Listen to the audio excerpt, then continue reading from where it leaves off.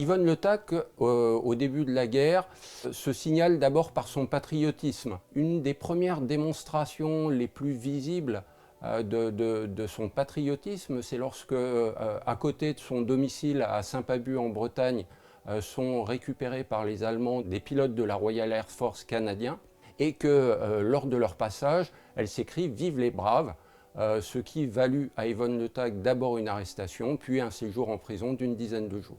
En 1941, ses deux fils, Joël et Yves, sont déjà très engagés aux côtés de la France libre. Ils montent des actions de résistance et essayent de constituer des réseaux. Le réseau qui est en train de se constituer portera ensuite le nom d'Overcloud.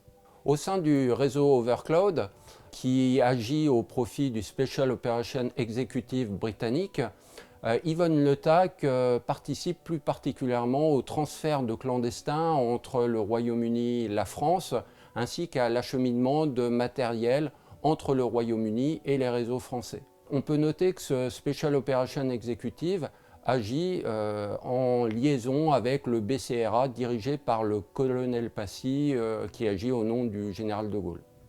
Le réseau Overcloud est surveillé par l'Abwehr, donc le service de renseignement de la marine allemande. Et ce réseau qui est infiltré va conduire Yvonne ainsi que ses deux fils à être capturés par les Allemands et ensuite à être déportés. Yvonne Le Tac répond à un officier allemand au sujet de l'arrestation de ses fils.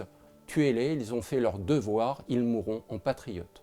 Elle est d'abord transférée à Ravensbrück et enfin dans le camp de concentration et d'extermination d'Auschwitz. Malgré son statut de retour non souhaité en camp de concentration, Yvonne Le Tac survit à la déportation et en 1946 est élevée au grade de chevalier de la Légion d'honneur.